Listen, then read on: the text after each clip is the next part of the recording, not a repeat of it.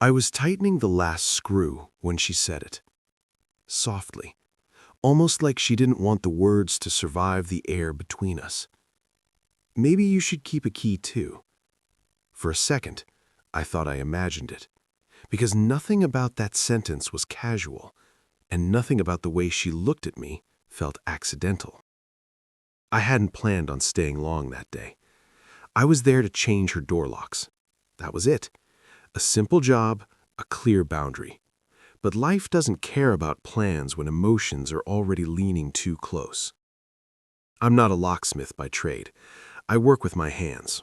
Repairs, installations, small jobs people put off until something breaks or someone scares them enough to act. Her door had been forced a week earlier. She didn't tell me the details. She didn't have to. Fear has a way of speaking without words. I'm divorced. One kid, a life that taught me to be careful with promises. She's complicated. Independent, sharp, guarded in a way only people who've been disappointed learn to be. We met because she needed help. We stayed connected because neither of us knew how to walk away quietly. The first time I came over, she hovered, not watching my work, watching me, like she was measuring something invisible. "You're very calm," she said. "I've had practice," I replied. I didn't say with what. We talked while I worked, about nothing important, weather, neighbors, broken things, but the pauses between sentences were loud, and sometimes when I handed her a tool or passed by too close, I felt it, that almost touch, that hesitation. I told myself not to read into it. People are lonely. Loneliness looks like connection if you stare at it long enough. But she remembered things, small things. My son's name, the way I take my coffee, the scar on my hand I never explained. People don't remember details unless they're paying attention. That day she offered tea. I said no. She insisted. I stayed. Mistake number 1. She sat across from me, knees pulled close, mug warming her hands. "You don't talk much about your past," she said. "I learned it doesn't change anything."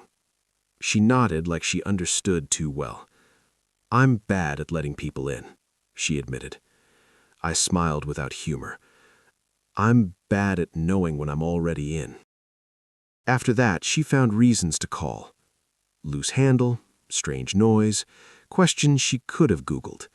And I answered every time, because I liked the way she said my name, because I liked how quiet felt full when we were in the same room. One evening, the conversation shifted. She asked why I was really single. Not the polite version, the honest one. I told her about the marriage that ended slowly, about choosing stability over affection until neither existed. She listened without interrupting. That alone felt intimate. "I don't want to repeat old patterns," she said quietly. "Neither do I replied, and for the first time it felt like we were standing on the same fragile ground. The break-in happened 2 nights later.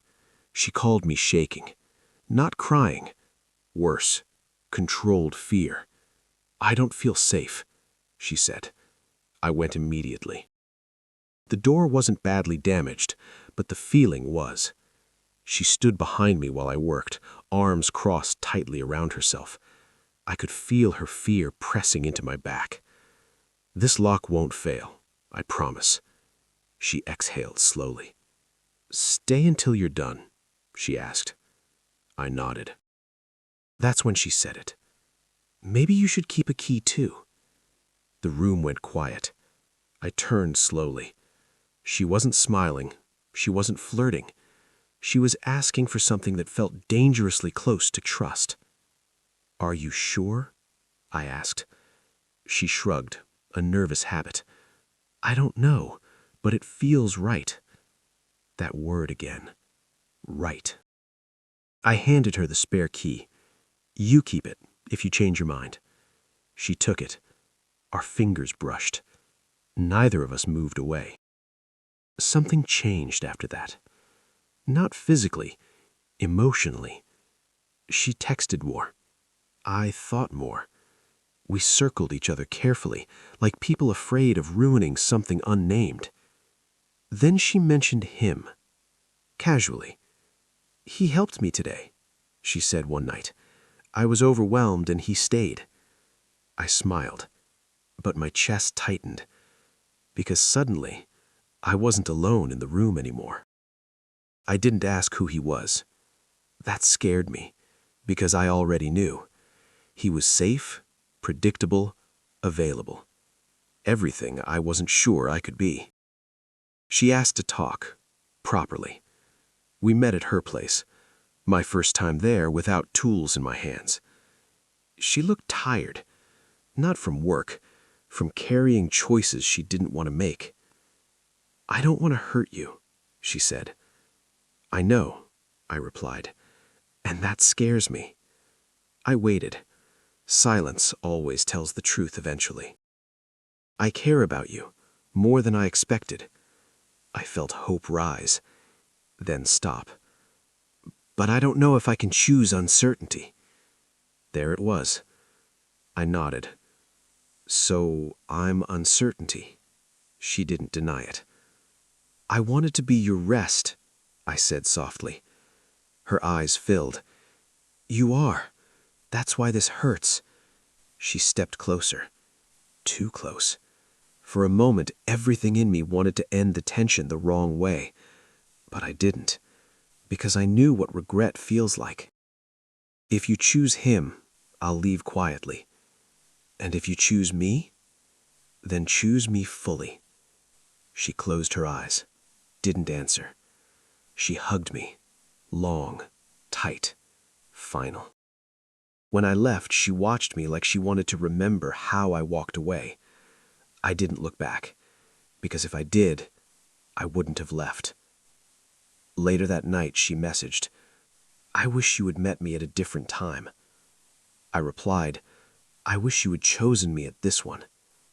That was the moment I understood something painful. Sometimes love arrives on time, but courage doesn't. I tried to go back to normal. Work, routine, silence. But silence is loud when it knows your name. Every door I fixed after that felt heavier. Every lock clicked like a reminder of the one I didn't get to keep. I stopped checking my phone so often. Didn't help.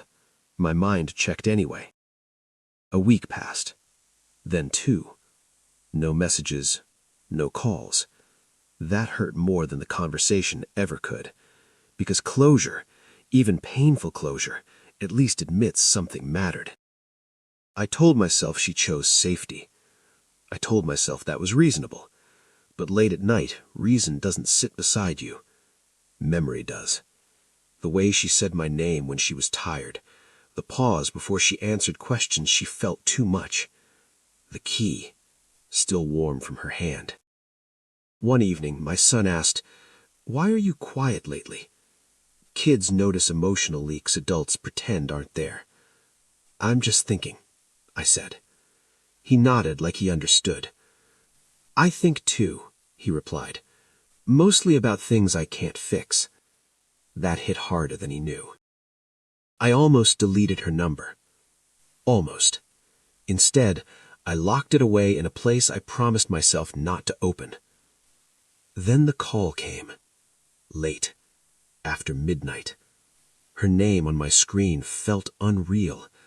I stared at it until it stopped ringing. Then rang again. "Are you okay?" I asked. Her breath caught.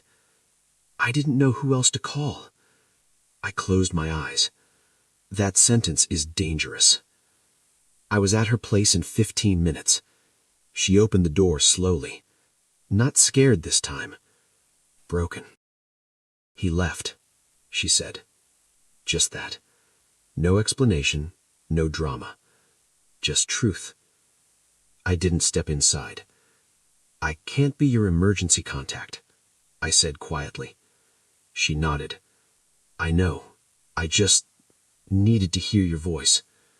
We stood there, suspended between what was and what almost was. "I'm not angry," I said. She laughed bitterly.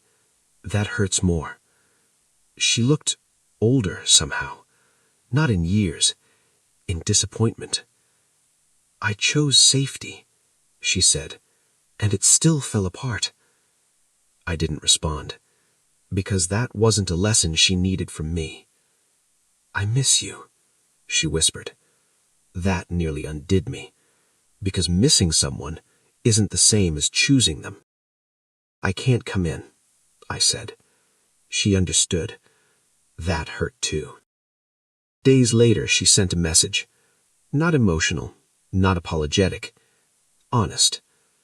"I'm starting therapy. I'm trying to understand why I run from what feels real." I read it twice, then replied, "I hope you find peace." Nothing more, nothing less. Time passed differently after that. Slow.